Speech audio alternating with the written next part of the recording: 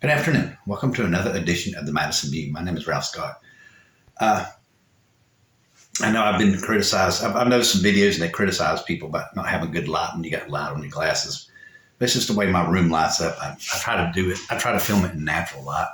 Uh,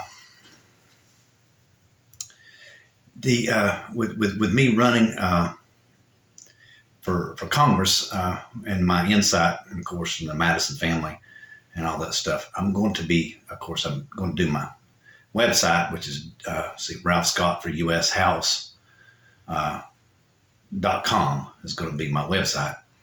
I'm probably going to get on Twitter as well and tweet things. But one of my main goals of this whole entire campaign is going to be try to clear up some of the misunderstanding and some of the misinformation that's out there right now.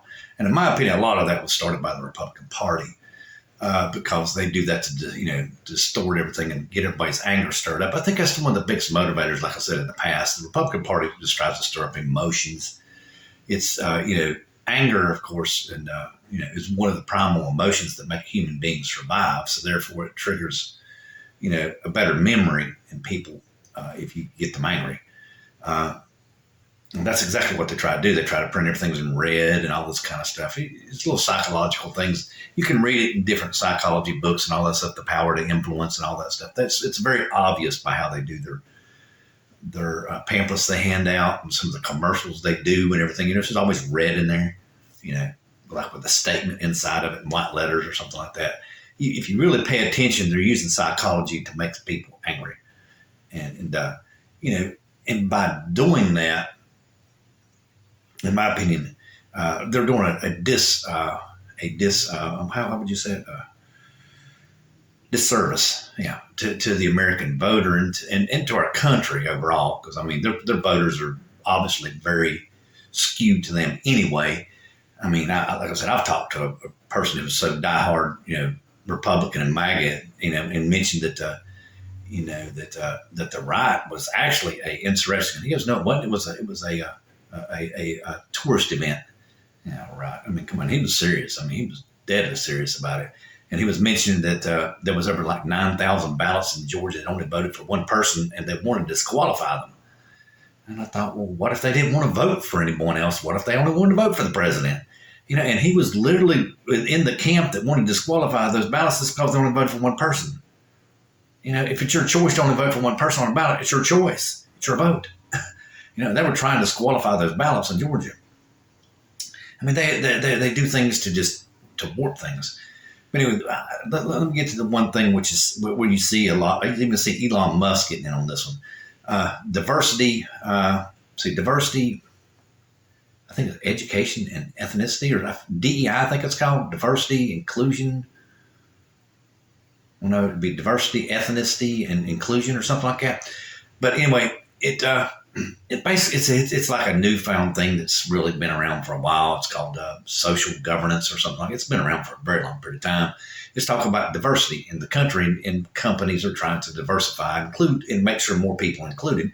Which only makes sense because our country is not a homogeneous population. And what everybody don't realize, it never has been a homogeneous population. And that's one of the misinterpretations and one of the misrepresentations and misinformations that are out there right now, especially by the extreme right, white supremacist groups and all that kind of stuff. They really criticize and want to really do harm to Jews, right? Well, Jews are white, and our early America was basically white. There were slaves and everything. There were other immigrants too, but mostly white. But the misinformation there is just because somebody's white doesn't mean that they aren't different ethnicities, just like the Scottish and the English, which were the two primary components of the early colonies of the United States. They had fought wars over the crown, over religion for hundreds of years. They were literally enemies with each other. They would come to peace every once in a while, and then you had the Germans, which were coming to the United States to colonies as well as the Dutch. And the Dutch really settled heavily, I think, in Massachusetts, I think. And I think, I'm not totally sure, I think Quaker is German. So I think the Germans settled very heavily in Pennsylvania, especially in Western Pennsylvania, I think. So, see, we had all these groups that basically had been fighting with each other for years because the Dutch, I think, eventually, at one time, controlled commerce, and England and Holland got in a war, and they all switched to the English. And, of course, the Germans and the English and the Dutch and the French and the Scottish and the Irish. I mean, all those people over in Europe were enemies. I mean, they fought each other all the time. So a lot of people just don't understand the diversity of this country, the diversity of the religious beliefs, the diversity of, of first of all, the, just the power struggles that went on in Europe, the languages, you name it, food, etc. I mean, there was a lot of diversity. It is for that early of a time, it wasn't as much as what it is now, but there was still a lot of diversity. And see, they had to bring together all those different religious beliefs, the diversity of the religious beliefs in order to fight the revolution. So basically what that meant is all the people that were in the Revolutionary Army had to respect other people's belief, whether it's religious or whatever. I mean, they had to respect that in order to fight the war. And my grandfather, of course, recognized this when he was writing the Federalist Papers. And also, Thomas Jefferson recognized this when he wrote the Declaration of Independence, which is what my forefather designed the Constitution to do, is to protect that very statement in the Declaration of Independence. Like I said, in many previous videos, and like I just said on a Facebook post, and I'm planning on putting it to Twitter, individual freedom is the key to making this country survive. It wouldn't exist without the respect of individual freedom.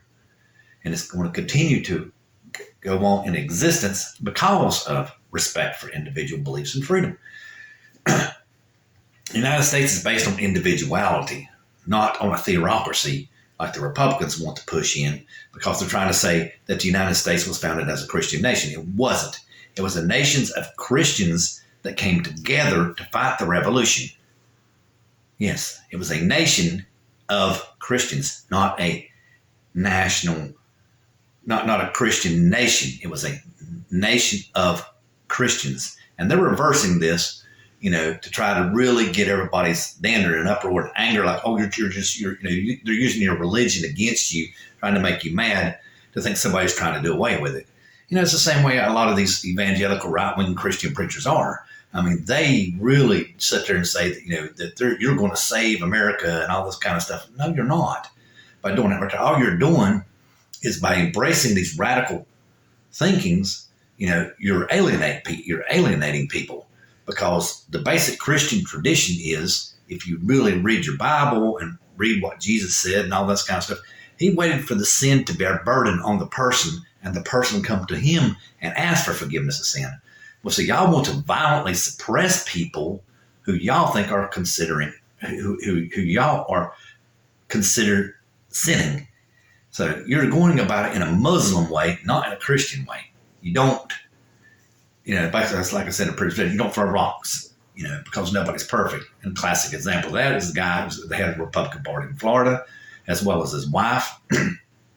She done that Moms for Liberty or whatever it was. I can't remember what it was. But she was going around banning books for homosexuality, and she's bisexual. So, I mean, it's the hypocrisy of the right shines bright, like I said in a previous video. And what that does, is that it's destroying people's faith in the church.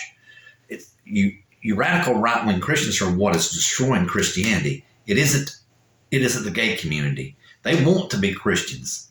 They want to be included in church. You're the one that's destroying Christianity, because you're not trying to accept people who have different beliefs than what you do.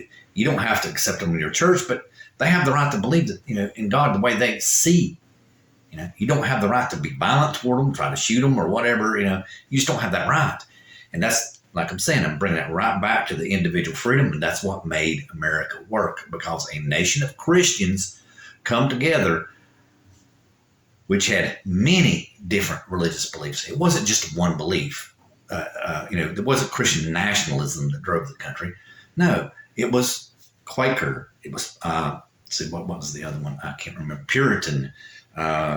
Baptist, Lutheran, Catholic, Protestant. I mean, all these people came together. Just think about the difference in beliefs there. Just between the Catholics and the Quakers and the Puritans. I mean, there's a radical difference in beliefs there, you know. And they respected each other's beliefs, and they went and fought the war and founded the country that we got. And that's what my grandfather, James Madison, did when he wrote the Constitution. If you notice, when he wrote the Bill of Rights, and my grandfather was known for very, very, very, just as passionate as Thomas Jefferson was about the separation of church and state. He believed in God. You go back and you read over many novels and all this kind of stuff. That part I'm not sure, but I know that my mom knows the story of James Madison better than what I do. But my family is deeply religious. My mother is, I mean, in my opinion, you know, very, very, very, very religious, and it runs throughout my family. So if you go read in many different books, some people considered Madison a utilitarian, and then some said that he went and studied at some Baptist college and wanted to be a preacher. So I mean, there's conflicting information there, and I would have to ask my mother to clear some of that up for me one day. Is what I really need to do. Like I said, my grandfather saw this, you know, that without respecting each other's religious beliefs, and that's the reason why there is the freedom of religion. And what that does is that backs up the Declaration of Independence, which says all men are created equal in the right to pursuit of happiness. And in the right of pursuit of happiness, of course, is living by your own belief system. Yes. That's one of the things of life, liberty, and pursuit of happiness. You live by your own belief system. So therefore, the individual right, like it says in the Declaration of Independence, is the most important thing. And the very first one, the government shall not infringe upon the free practice thereof, religion, is the most important thing that keeps this country in existence. And don't let the radical right wing put a myth on you and put a lie that we need a nation of Christians. No. Or a Christian nation. No, we need to remain a nation of Christians. Good night.